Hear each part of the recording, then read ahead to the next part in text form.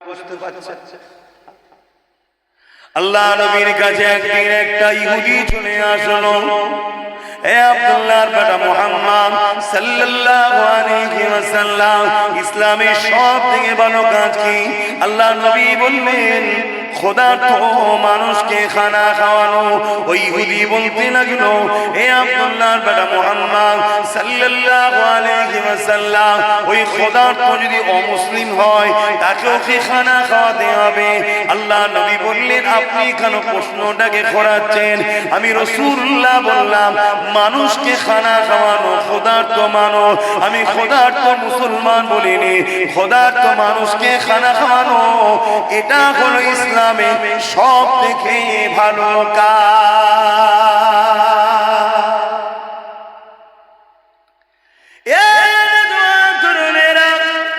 একটা হলো ব্যক্তি জীবনের কল্যাণ, আর একটা হলো সমাজ জীবনের কল্যাণ।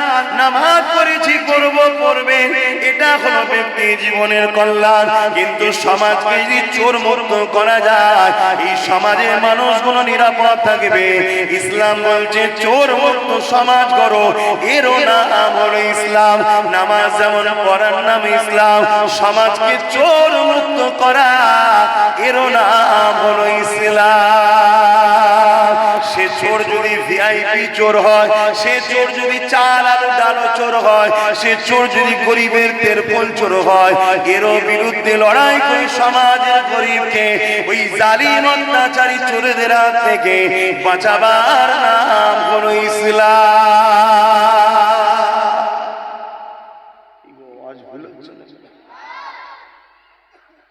সবই ঠিক আছে, আপনি চাল আলু পেঁয়াজ তেল বলে চলে গেলেন। এ চোর তো বাজারে ঘুরছে, ভিআইপি গাড়িতে ঘুরছে, আগে পিছু পুলিশ পাহারা দিচ্ছে, কে যাচ্ছে?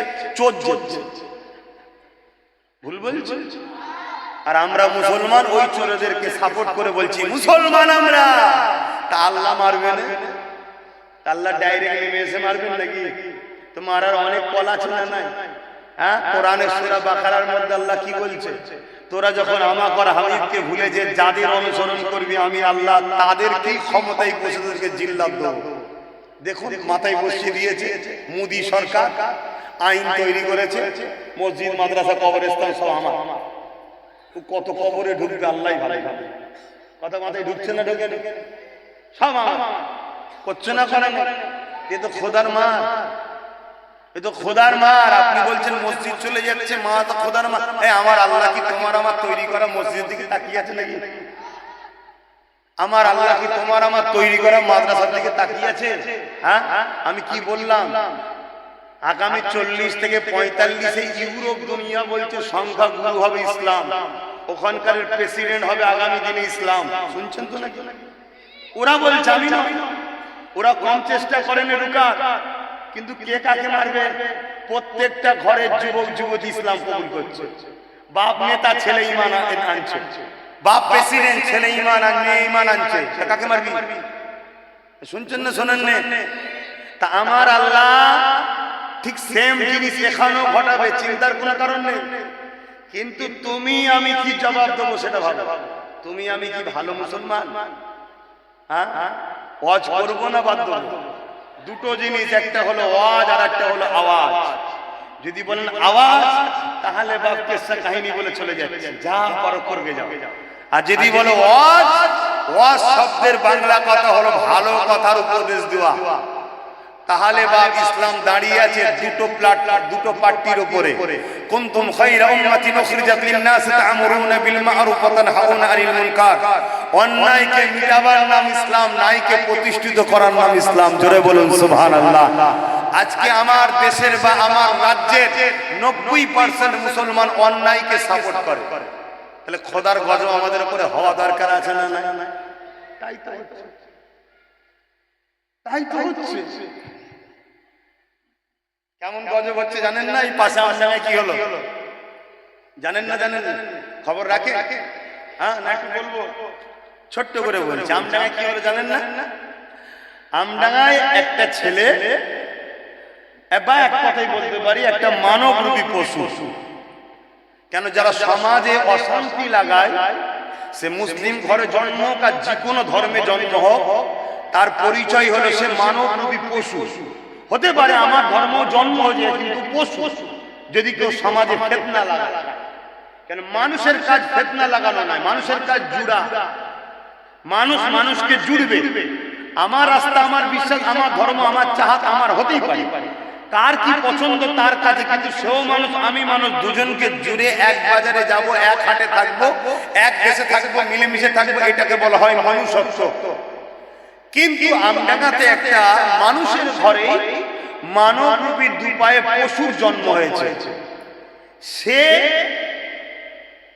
অলরেডি জন্মসূত্র পশু ছিল বলে আমার মনে হচ্ছে না, কারণ মানুষের পেটে এসছে, মানুষই ছিল, কিন্তু তার ব্রেনকে একদল পশুরা ওয়াশ করছে। যেমন আবু জেহেল ওয়াশ করেছিল লোকের ব্রেনকে মুহাম্মদ রাসূলের বিরুদ্ধে, তা আজও সমাজে একদল আবু জেহেল আছে। আজকে সমাজের মূর্খ অশিক্ষিত ছেলেদের ব্রেনকে ওয়াশ করছে ইসলাম ও মুসলমানের বিষয়ে। যেমন আমরা ছোটবেলা থেকে জানি সাপ দেখলেই আমরা মারি, তাই তো নাকি? কেন? ছোটবেলা থেকে আমাদের ব্রেনে এটা ঢোকানো হয়েছে, আমাদের কালচারে এইভাবে দেওয়া হয়েছে যে কি সাপ ক্ষতিকারক জিনিস, ওকে মারতে হয়। ঠিক তেমনি এই ভারতবর্ষে কয়েক হাজার স্কুল আছে, যে স্কুলে ছোট্ট ছোট্ট বাচ্চা থেকে শুরু করে ট্রেনিং দেওয়া হচ্ছে মুসলমান মানে এদেরকে মারতে হয়, ইসলাম মানে এটা সমাজ বিরোধী আতঙ্কবাদী জঙ্গিবাদ, ইসলাম মানে এটাকে ধ্বংস করে দিতে হবে, না হয় আমরা শান্তিতে থাকতে পারবো না। কেন এই কথাটা ঢুকাচ্ছে? এই কারণে ঢুকিয়েছে আজকেও যারা আবু জেহেলের মতো শাসক আছে তারা চায় না ইসলাম আমাদের বিরুদ্ধে গরিবের পক্ষে দাঁড়িয়ে যাক। শুনছেন তো নাকি? তাই না থাকবে ইসলাম, না থাকবে গরিবের বাঁচাবার কোন সাহারাকারী, না থাকবে ইসলাম, না থাকবে ওই নিচু জাত বলে যাদেরকে অপমান করে গলায় ঘুঁটি দিয়ে রেখেছিলাম, গরিবের নওয়াজ এসে যাদেরকে বাঁচিয়েছিল, আজকের দিনও ওই গরিবের নওয়াজের ইসলাম যেন মানুষ না পায়। শুনছেন তো নাকি? জানেন তো ভারতের ইতিহাস, একটা সময় ছিল, এই বললাম তো এসব ওয়াজ করতে গেলে টান সুর হবে না, কথা বুঝে আসছে না? একটা সময় ছিল এই ভারতবর্ষে এই যে মেথড ডোম মুচি কম সব বলে, আমি অত ভাই জানি না, মানে যাদেরকে নিচু জাত আনকালচার অছুত বলা হতো, তাদের গলায় ঘন্টি দিয়া থাকতো। তারা যখন যেত এই ঘন্টি বাজতো, যেমন আমরা দেখবেন গরুর গলায় দিয়া থাকে না ঝুনঝুনি, তাতে কি হয় ওই যারা সম্ভ্রান্ত নিজেদের ঘরে বুনিয়াদি পরিবার মনে করত উচ্চ বর্ণ, তারা ঘরের দরজা লাগিয়ে দিত। কেন? এদের মুখ দেখলে নাকি অশুভ হবে। হযরতে গরিবে নওয়াজ এসে বললেন, তোমাদের এই ভ্রান্ত ধারণা হয় কি করে?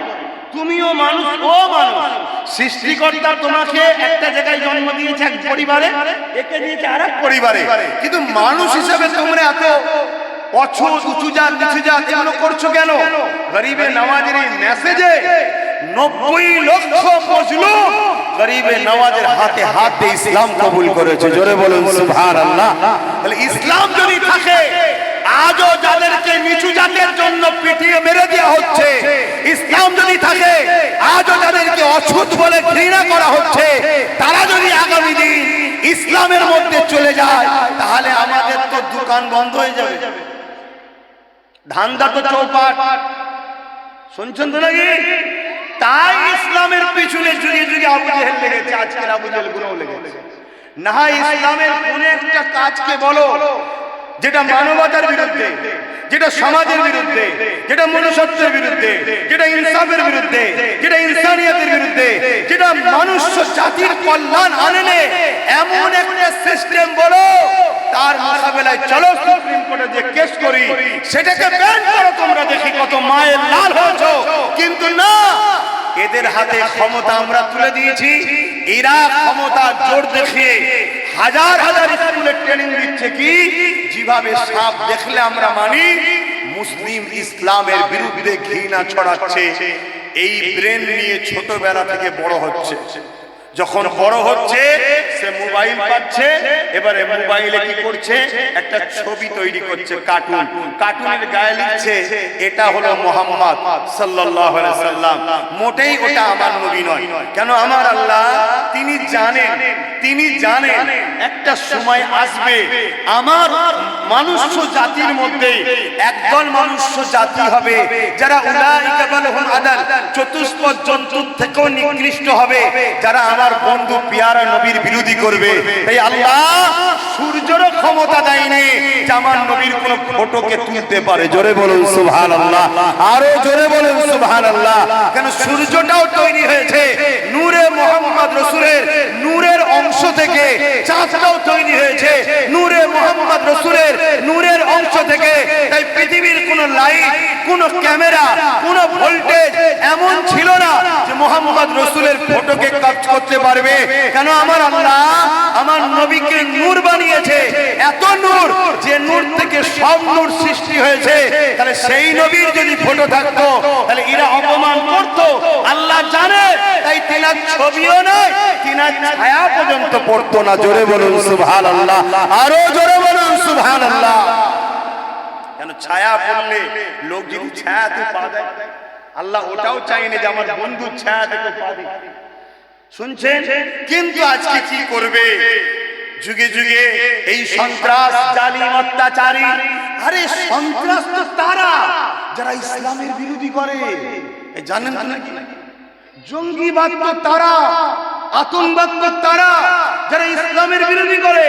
দেখলেন না গত 2 দিন না 3 দিন আগে আমার রাজ্যের পশ্চিম বাংলা বনগা সম্ভবত আশপাশে একটা গ্রামে দুটো ছেলে কি বলে স্টেশনের পাশে ভারতের খায়, ভারতের পাঠাকে ভারতের ছেলে দাবি করে ভারতবর্ষের বুকে আমাদের দুশমন রাষ্ট্র পাকিস্তানের পতাকা বাঁধছিল।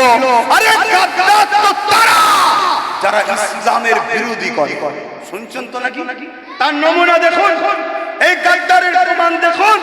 সেই গাদ্দার ঘরে ধরলো পুলিশ। কারা ধরলো? হাতে নাতে পুলিশ ধরলো, পাবলিক ধরলে আলাদা কথা ছিল।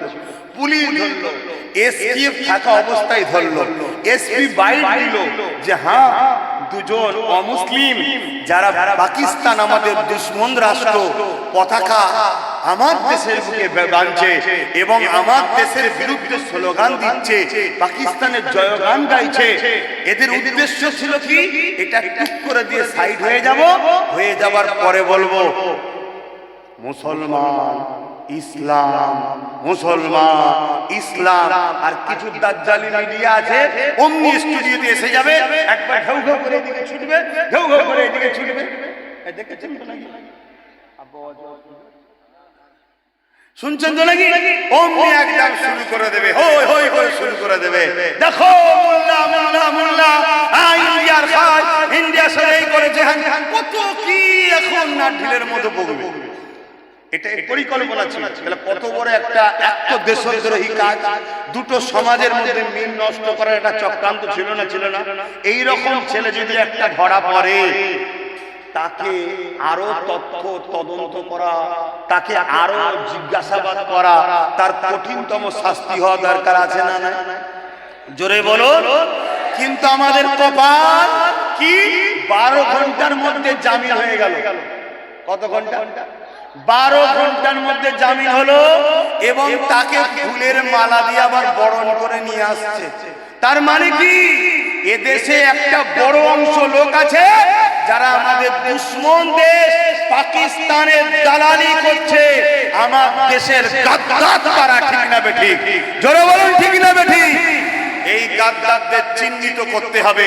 প্রশাসন যদিও ছেড়ে দেয়, দেশের স্বার্থে এই গাদ্দারকে ছাড়া, এই জোরে বলে, তুমি যদি নবীর উম্মত হও, এই গাদ্দারকে চিহ্নিত যদি না করে এর উপযুক্ত ব্যবস্থা তুমি না করো, তাহলে তুমি অরিজিনাল 100% উম্মতে মুহাম্মাদি হতে পারলে না।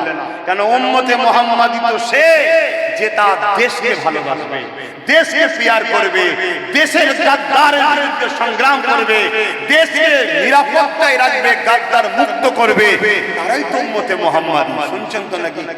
তাহলে বাপ আমার, ভাই আমার, তাহলে আমরা কি দেখলাম? একটা দেশদ্রোহী, একটা গাদ্দার, সে 12 ঘন্টার মধ্যে জামিন পায়। আর আমার বাংলায় ওয়াকফ কালা কানুনের বিরুদ্ধে আন্দোলন করতে যাওয়ার জন্য 1000-এর উপরে মুসলিম ছেলে শুধু ভাঙরে কেস খায়। আর কি দেখলাম? আপনাদের এই পাশের নদিয়ার হরিণঘাটায় ওয়াকফ কালা কানুনের বিরুদ্ধে আন্দোলন করতে যাবে ফুরফুরা আহলে সুন্নাত ওয়াল জামাত, ওখানকার বড় বাবু পুলিশ নিয়ে যে বন্ধ করে দিল। শুনছেন তো নাকি? আমার ডেট এখন ফাঁকা নেই, কিন্তু আগামী 1 মাসের মধ্যে হরিণঘাটায় আমি আসছি। কোন বড় বাবু কি করছে সেটা একটু আমাদেরও দেখার দরকার আছে না নাই? এ কথা বলেন, দরকার আছে না নাই? কেন হিজড়ের মতো কথা বুঝে আসছে, জিন্দেগি কাটিয়ে লাভ নাই। কথা মাথায় ঢুকছে না? ঢোকে না? অসহায় আমরা নয়, অসহায় আমরা নয়। নামারদের মতো জিন্দেগি কাটিয়ে লাভ নেই। 1000 বছর কচ্ছপের মতো বেঁচে থাকার থেকে, 1000 বছর কচ্ছপের মতো বেঁচে থাকার থেকে একদিন বাঁচবো বনের রাজা সিংহের মতো বাঁচবো। ঠিক না বেঠে? জোরে বলুন, ঠিক না বেঠে?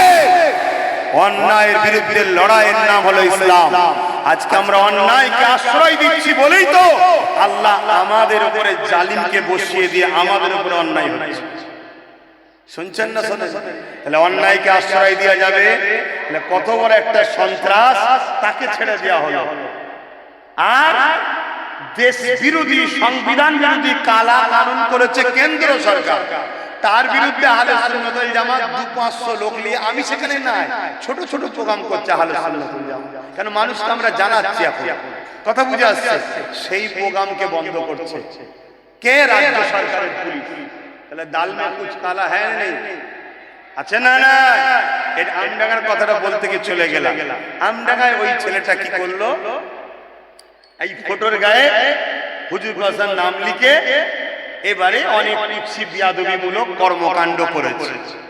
এইটাকে নিয়ে এলাকার মানুষ প্রশাসনের দ্বারস্থ হয়েছে। মন দিয়ে শোনে, প্রশাসনের দ্বারস্থ হয়েছে, প্রশাসনকে জানিয়েছে। প্রশাসন গুরুত্ব দেয় না। প্রশাসন কেন গুরুত্ব দেয় না? জোরে বলে বলে কথা বলবেন। প্রশাসন এজন্য গুরুত্ব দেয় না, কেন? প্রশাসনের ওপর থেকে চাপ আছে। এই যে হরিণঘাটায় যেটা বললাম, ও বেচারিরও ওপর থেকে বলুন চাপ আছে। আর ওপর থেকে চাপ কারা দেয় একটু বলবেন না? শাসক। আর শাসককে ক্ষমতায় আনে কারা? তাহলে বাঁশ নিজের তো নিজেরাই নিচ্ছি।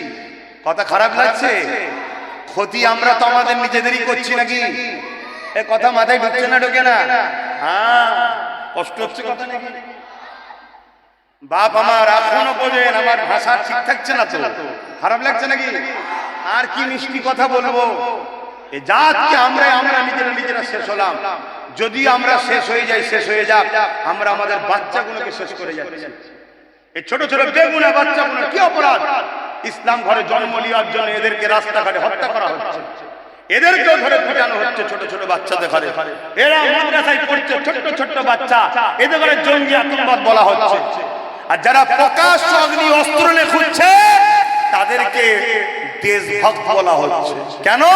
ওদের আব্বারা দেশের মাথায় আছে, আর আমাদের আব্বারা ওদের আব্বাদের পাশে আছে। কথা মাথায় ঢুকছে না? ঢোকে না? রাগ হলে বা কিছু করেন নেই, আমারও ভেতরটা জ্বলছে, তো আমারও ভেতরটা জ্বলছে। কথা বুঝে আসছে তো? সেই জায়গায় কি হলো? প্রশাসন গুরুত্ব দিল না, কেন? ওপর থেকে চাপ আছে। শোনেন, এটা সাজানো একটা পরিকল্পনা চলছে। শান্ত জায়গা, মুসলমান চুপচাপ আছে, শক্তিশালী আছে, অনেক মুসলমান আছে। আরে একটা তো কিছু বাহানায় পুলিশ ঢুকাতে হবে নাকি? কি করা যাবে? একটা দুটো এরকম বীজ তৈরি করা আছে, বীজ। তাকে অমনি বলে দিল তুই এই কাজ কর, তুই এই কাজ কর, তোর কোনো চিন্তা নেই। আচ্ছা, গভর্নমেন্ট যদি বলে এই কাজ কর, কোনো চিন্তা নেই, বা ওপরের কোনো ভিআইপি নেতা যদি বলে এই কাজ কর, তোর কোনো চিন্তা নেই, ভাই সে সাহস পাবে না? পাবে না? তোকে যদিও খুব চাপাচাপি হয়, তুলতে যদিও হয়, ধারা হালকা দিয়ে দেবো রে। পুলিশ আমার, কোর্ট আমার, নেতা আমার, থানা আমার, সব আমার। তোর জন্য 7 স্টার থানা করে দেবো। যদি অবিবাহিত হোস, থানার মধ্যে ভিআইপি নারীদের বিয়েও দেবো। চিন্তা করছিস কেন? শুধু এটা কর। কি করবি? একটা ইসলাম কোরআনের উপরে আঘাত করবি। কেন? দিলেই ধর্মপ্রাণ মুসলমান কি করবে? কষ্ট হবে না? হবে না? কষ্ট হলেই কি করবে এরা? যা কাজ সোজা গিয়ে রাস্তা অবরোধ করো। আরে রাস্তা অবরোধ করছো কেন বোকার মতো? রাস্তায় যারা যাতায়াত করে ওরা কি এটা করেছে? তাহলে ওর অবরোধ করে ওকে কষ্ট দিচ্ছ কেন? যদি তোমার অবরোধ করতে হয়, যাদেরকে ভোট দিয়ে ক্ষমতায় এনেছো তাদেরকে ঘেরাও করো, তাদেরকে ধরো, তাদেরকে ঘেরাও করো। এবং প্রশাসনের থানার সামনে যে ঘেরাও করে ধর্নায় বসে যাও। শুনছেন তো নাকি? রোডে নিরীহ পাবলিককে কেন কষ্ট দাও? কথা মাথায় থাকবে তো নাকি? কথা মাথায় থাকবে। হ্যাঁ, ঠিক জায়গায় ঢেলা মারো, অন্য জায়গায় ঢেলা মেরে লাভ নেই। অন্য জায়গায় ঢেলা মারলে নিজে ফেসে যাবে। তো সেই জায়গায় কি হলো? ও কথা মতো কাজ করে দিল, ধরলো না, পাবলিক রাস্তায় নামলো, চাপে পড়ে ওকে তুললো, হালকা ধারা দিল, জামিনের সুব্যবস্থা হয়ে গেল। শুনছেন তো নাকি? কিন্তু এখন কি হচ্ছে আমরা জানেন আপনারা? হাজার হাজার নিরীহ মুসলমান ছেলেদের নামে মামলা হচ্ছে, কেস হচ্ছে, তাদের বাড়ি বাড়ি গিয়ে তাবড়ানো হচ্ছে। চোর পুরুষ মানুষ কি করবে? তাবড়ালে পুলিশের তারা দিয়ে যাবে, জোরে বলে ছুটে পালাচ্ছে। ওই পুলিশের মধ্যে আবার কিছু চটিওয়ালা পুলিশ আছে। পুলিশের একটা হয় ভুইওয়ালা, আর একটা হয় জোরে বলো। যেমন দিদিমণি দেখেছিল ওই যে মুর্শিদাবাদের চটিওয়ালা বিএসএফ না আধা সামরিক বাহিনী দেখেছিলেন তো নাকি? তার মানে ও ডুপ্লিকেট চালাচ্ছে, এও ডুপ্লিকেট চালাচ্ছে, দুজনে পুরো পাল্লাই কাটাই সমান। শুনছেন তো নাকি? কিন্তু একটু চালা, এ মোল্লাদেরকে ভাতা দিয়ে কিনে রেখেছে। আর ওর মোল্লা লাগে না, ও মোল্লা সাফ করছে ডাইরেক্ট মোল্লা বিরোধীদের নিয়ে কাজ সারছে। শুনছেন তো নাকি? কিন্তু বাংলায় মোল্লা ছাড়া অসুবিধে আছে তো। মোল্লা বাংলায় 40%। ফট করে যদি অন্যদিকে গোল এলায় তাহলেই তো চিৎপাত হয়ে যাবে। ওই জন্য এখানে মোল্লাকে দরকার, তাই মোল্লা কিনে রেখেছে। কিন্তু এই মোল্লা সেদিন আর লাগবে না যেদিন ওদের পরিকল্পনা প্ল্যান পুরো তৈরি হয়ে যাবে। কথা মাথায় ঢুকছে? এই অসুবিধা হচ্ছে নাকি? তো যাই হোক, তারপরে কি হলো? হাজার হাজার ছেলেদের নামে কেস। ছেলেরা সব ছুটছে, তাবড়া দিচ্ছে। পুলিশের সাথে 2 নম্বর চটিওয়ালাও ঢুকছে। চটিওয়ালা কোনো কে পুলিশ চেনে, কিন্তু পুলিশ নিরুপায়। কেন নিরুপায়? ওপর থেকে চাপ আছে, কোনো যাবে বেশি বেতাল করলে তোকে ডিমোশন করে দেবো, না হয় অন্য জায়গায় পাঠিয়ে দেবো। কি হচ্ছে তারপরে? তুমি তো ঘর থেকে পালালাম, ঘরে কারা আছে? বাকিটা কি হচ্ছে আর বলবো খুলে না? বুঝে পাচ্ছ? বাকিটা মাথায় ঢুকছে না? ঢোকে না? কি জুলুমটা হচ্ছে এবার মাথায় ঢুকছে। এই সব কিছুর জন্য দোষী কারা? জোরে বলো কারা? জোরে বলো কারা? পরিবর্তন হও। নিজের মা বোনকে আর বেইজ্জতি করুনি, নিজের বাপ ভাইদেরকে বেইজ্জতি করুনি।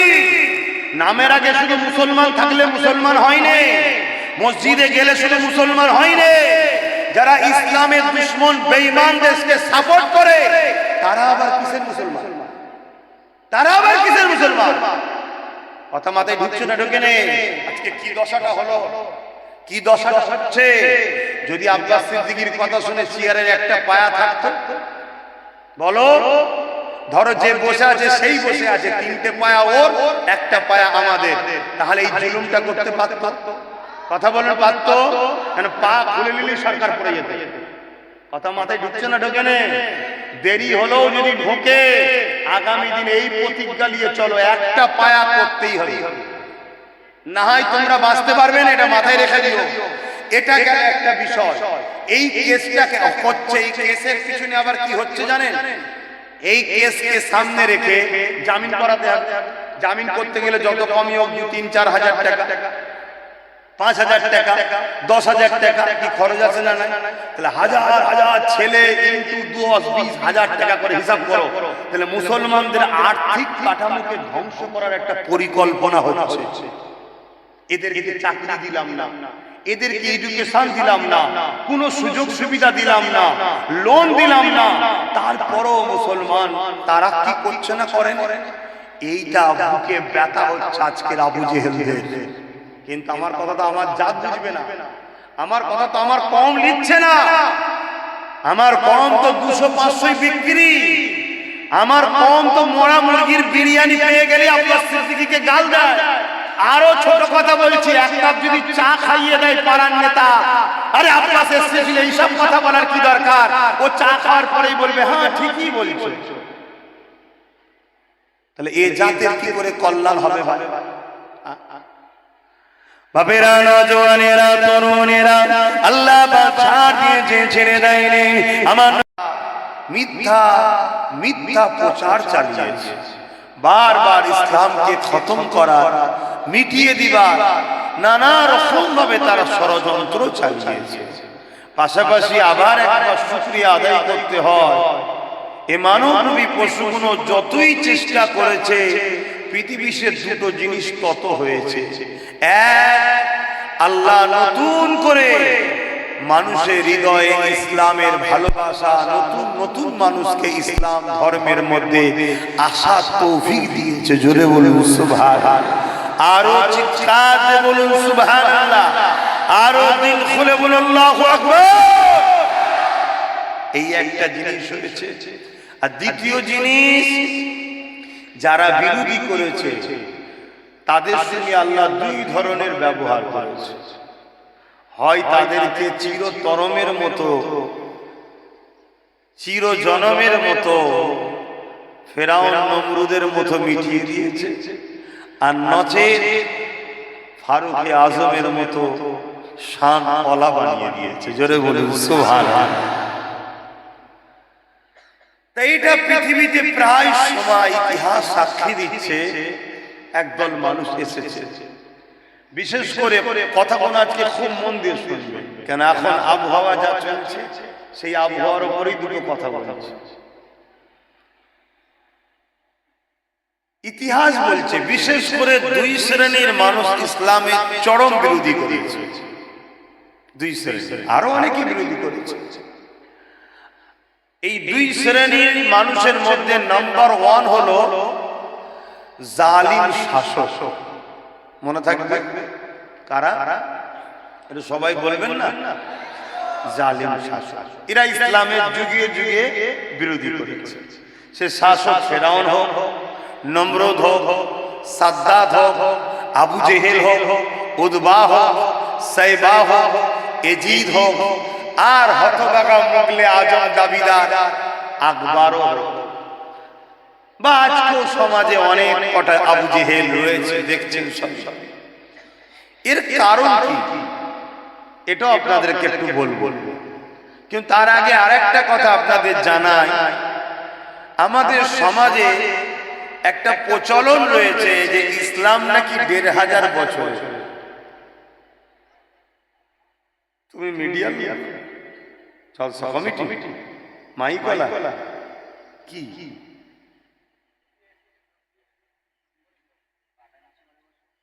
তুমি ওইভাবে নুকিয়ে নুকিয়ে করার কি দরকার? ওর মাথায় লাগিয়ে দাও না।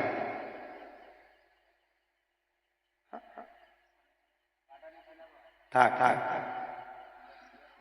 শুনছেন, ও নুকিয়ে নুকিয়ে বেচারি বলে অনেকক্ষণ মোবাইলটা সেট আর করতে পারছে না, যে এত কষ্ট করছে, ওনাকে দাও একটু লাগিয়ে দিই।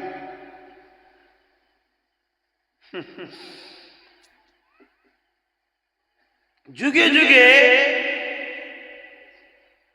এই আমাদের সমাজে একটা প্রচলন রয়েছে, এটা মিথ্যা প্রচার আছে কি ইসলাম নাকি 1500 বছর।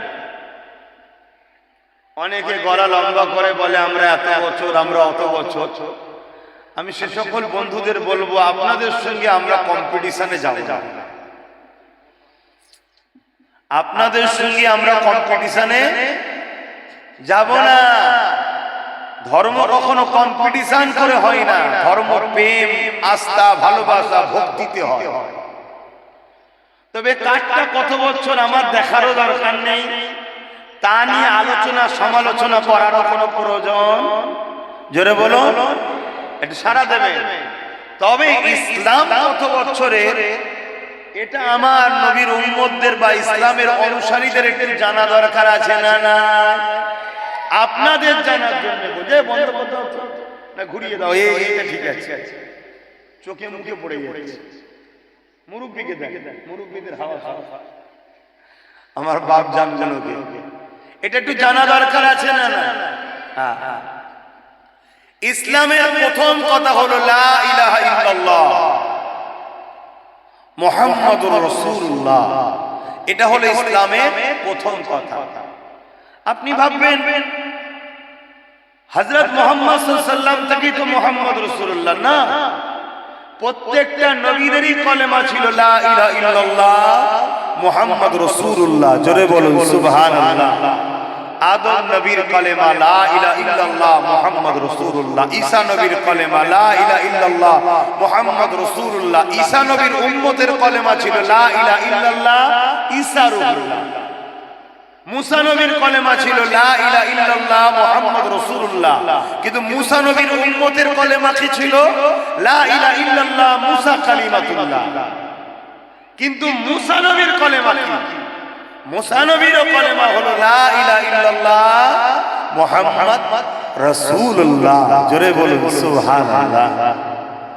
আমাদের নবী সবার আগে এসেছেন সবার পরে। কেননা এর পেছনে অনেক কারণ আছে, ও কারণ যদি আজকে বলতে যাই তাহলে এই বিষয়টা আলোচনা হবে না। আজকের বিষয়টা আমি বলছি, ও বিষয় পরে আলোচনা হবে ইনশাআল্লাহ। তাহলে প্রথম ইসলামের কথা হলো আল্লাহ কে সিওয়া दूसरा कोई माबूद ही नहीं। আল্লাহ ছাড়া দ্বিতীয় কোনো খালেক, মালিক, রব, মাবুদ, প্রভু নাই। একজনই মাবুদ, একজনই রব, একজনই মালিক, একজনই প্রভু, তিনি হলেন।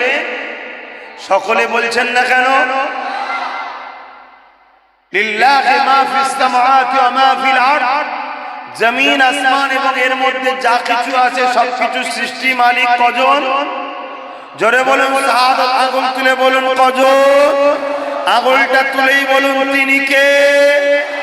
আরো জোরে বলুন কে? আল্লাহ। কত সুন্দর নাম বলুন তো, একবার ডাকলে 40টা নেকি হয়। জোরে বলুন সুবহানাল্লাহ। এই কায়নাতে যা কিছু আছে সবকিছুর মালিক, মুসলমানদের সৃষ্টিকর্তা, হিন্দু, খ্রিস্টান, দলিত, আদিবাসী, পাঞ্জাবি প্রত্যেকটা মানুষের সৃষ্টিকর্তা। জমিন, আসমান, কায়নাতে যা কিছু আছে সবকিছু সৃষ্টিকর্তা একজন, একজন। কিতাব বলছে, কোরআন বলছে একজন। আর কোরআন চ্যালেঞ্জ দিচ্ছে, আমি ভুল তো দূরের কথা, আমার মধ্যে কোনো সন্দেহ নেই পৃথিবীর কেউ কোরআনের ভুল বার করতেও পারেনি। জোরে বলুন সুবহানাল্লাহ। এটা হলো ইসলামের প্রথম কথা। আল্লাহ কে সিওয়া दूसरा कोई माबूद नहीं, মুহাম্মদ সাল্লাল্লাহু আলাইহি ওয়াসাল্লাম আল্লাহ প্রেরিত রাসূল ও বান্দা প্রেরিত রাসূল। এটা হলো ইসলামের প্রথম কথা। এবার চলে আসুন ইসলাম কবে থেকে। এই পৃথিবী নামক গ্রহতে সর্বপ্রথম দুজন ব্যক্তি এসেছিলেন, একজন পুরুষ আর একজন নারী। পুরুষটা হলো আদম আলাইহিস সালাম আর নারীটা হলো হাওয়া আলাইহিস সালাম। ইনাদের দুজনের মিলনের মাধ্যমে পৃথিবীতে মনুষ্য জাতির বিস্তার হয়েছে। সে মুসলিম হোক, হিন্দু হোক, আদিবাসী হোক, সাঁওতাল হোক, খ্রিস্টান হোক, শিখ হোক, পারসি হোক, মারাঠি হোক, জাট হোক, যে কোনো ধর্মের হোক না কেন, মানুষ মানুষ যেই হবে তিনার প্রথম বাবার নাম আদম আর প্রথম মায়ের নাম হাওয়া। এই দিক দিয়ে আমরা সবাই কিন্তু এক বাপ মা সন্তান, হিন্দু খ্রিস্টান দলিত আদিবাসী শিখ পাঞ্জাবি মতুয়া, আমরা সবাই কিন্তু ভাই বোন। কেন? আমাদের সবার বাপ মা হলো বাপ আদম মা হাওয়া। জোরে বলুন সুবহানাল্লাহ। এদিকে আমরা সবাই কিন্তু ভাই বোন। এবারে ছেলে পুলে বড় হলে এক বাপের 5টা ছেলে 5টা মত। একজন মলি সাহেব হয়েছে বাপ মলি সাহেব বলে, কেউ দর্জি হয়েছে, কেউ স্বর্ণকার হয়েছে, কেউ ব্যবসায়ী হয়েছে, কেউ জজ হয়েছে, কেউ হাজারো মত। ঠিক না বেঠিক? কিন্তু আমরা সবাই এক বাপ মার সন্তান, পুরো মানুষ্য জাতি। সেই বাপ আর মা তিনাদের ধর্ম কি ছিল? একটা প্রশ্ন তো নাকি? কথা বলো। সন্তান হিসাবে জানা দরকার আছে না? যে আমার প্রথম আব্বা যিনি আদম, প্রথম মা যিনি হাওয়া, তিনাদের কি ধর্ম ছিল? বাপ আদম আলাইহিস সালাম তিনিও মেনেছেন লা ইলাহা ইল্লাল্লাহ মুহাম্মাদুর রাসূলুল্লাহ। মা হাওয়া মেনেছে লা ইলাহা ইল্লাল্লাহ মুহাম্মাদুর রাসূলুল্লাহ। অতএব বাপ আদম মা হাওয়া ইনাদেরও ধর্ম ছিল ইসলাম। জোরে বলুন সুবহান। ইসলামের বয়স কবে বুঝতে পারছেন? একটু হ্যাঁ কি না বলুন, একটু সরাসরি দিতে হবে। কুড়ে লোক আর কঞ্জুস লোক একদম আল্লাহ পছন্দ করে না। এই কুড়ে আর কঞ্জুসির জন্য আজকে আমরা মার খাচ্ছি। শর্টকাটে রাস্তা, তাতে জমির বীজ খানতে লোকের ধান মারাতে হয়, তাও ভালো শর্টকাটে চলে। এই করে করে তো শেষ আমরা। হ্যাঁ, কে অত দায়িত্ব নেবে? এর তার কাজে বুঝা চেপিয়ে দিয়েছি, এজন্যই তো মরছি আমরা। তাহলে এটা আমাদের মাথায় ঢুকলো ইসলাম কবে থেকে? এবারে এই ইসলাম বাপ আদম মা হাওয়ার সন্তানদের কাছে পৌঁছাবার জন্য যুগে যুগে দুটো করে জিনিস এসছে। একটা হলো আসমানি কিতাব, আর একটা হলো এই কিতাবটা বুঝাবার জন্য নবী রাসূল পয়গম্বর, সংস্কৃতি ভাষায় বলা হয় আওতার, মেসেঞ্জার, প্রফেট যুগে যুগে এসেছেন। তিনারা ওই আসমানি কিতাব দ্বারা মানুষকে বুঝিয়েছে। যখনই মানুষ স্রষ্টাকে ভুলে যায় তখনই ধারাবাহিকভাবে নবী রাসূল এসেছেন। আজ থেকে 2500 বছর, কিছু কম বেশি 2500 বছর আগে একজন রাসূল এসেছিলেন, হযরতে ঈসা আলাইহিস সালাম। খ্রিস্টানরা যিনাকে নবী রাসূল বলে মানে, কিন্তু তিনার প্রকৃত কথা মানে না। কেন? ঈসা আলাইহিস সালাম বলেছেন আমার পরে একজন আসছেন, তিনি হবেন আখিরি নবী আহমদ সাল্লাল্লাহু আলাইহি ওয়াসাল্লাম, তোমরা তিনাকে মেনে নিও। জোরে বলুন সুবহানাল্লাহ। আজকে পৃথিবীর বুকে 250 কোটির উপরে খ্রিস্টান আছে। পৃথিবীর নম্বর 1 মেজরিটি হলো খ্রিস্টান। তারা যিনাকে মানে হযরতে নবী ঈসা আলাইহিস সালাম, তিনি বলেছিলেন আমার পরে একজন আসবেন, তিনি আহমদ সাল্লাল্লাহু আলাইহি সাল্লাম, তোমরা তাকে মেনে নিও। কিন্তু এই কথাটা ঈসা নবীর তিনার উম্মতরা মানল না। উম্মত নবীর কথা না মানার জন্য ওই উম্মত গোমরাহ ও ধ্বংস হয়ে গেল। কথা মাথায় ঢুকছে?